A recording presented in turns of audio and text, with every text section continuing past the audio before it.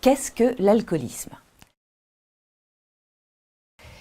L'alcoolisme, c'est une maladie qui se traduit par une dépendance à l'alcool. Plus on boit, plus on a besoin d'en boire.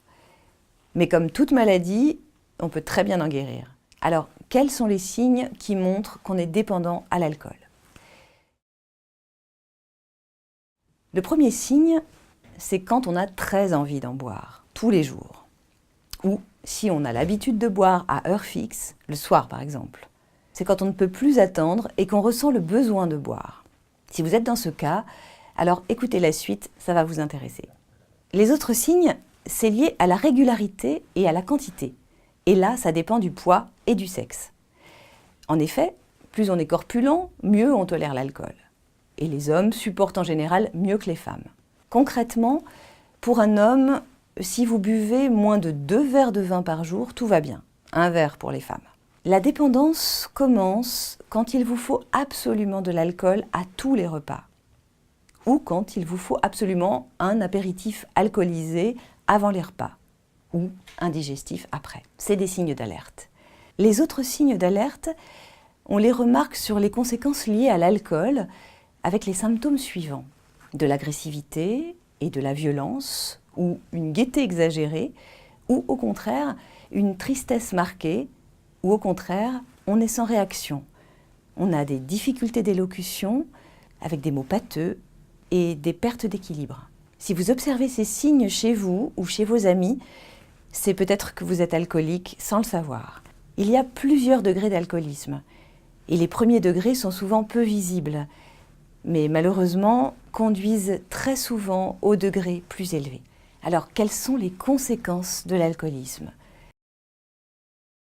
Le cancer de la gorge, de la bouche, de l'œsophage ou du foie, l'ulcère à l'estomac, l'insuffisance cardiaque, l'hypertension artérielle, un manque de vitamine B, ce qui provoque une atteinte des nerfs qui se traduit par des crampes, des douleurs et parfois la paralysie des membres inférieurs.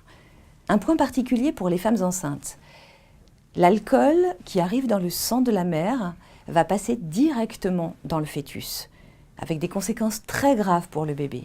Et ça provoque des malformations, un retard de croissance, des anomalies de la face, des troubles du comportement, des dommages au cerveau, un retard intellectuel avec des problèmes d'apprentissage, de mémoire et d'attention.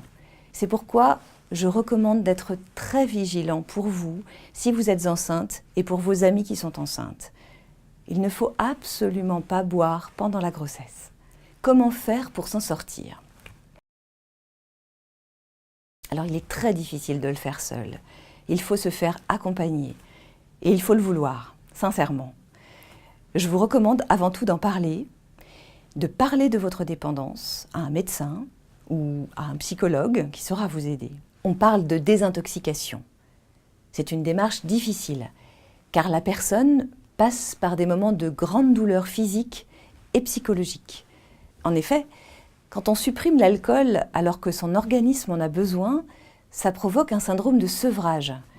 Ça se caractérise par des nausées et des vomissements, des tremblements, des transpirations, une élévation de la tension artérielle, une accélération du rythme cardiaque, des insomnies et de l'anxiété. La personne qui ne veut plus être dépendante de l'alcool est accompagnée par des médecins et des psychologues. Elle reçoit des médicaments pour l'aider à supporter le sevrage. Pour rappel, les centres spécialisés en addiction sont les CSAPA.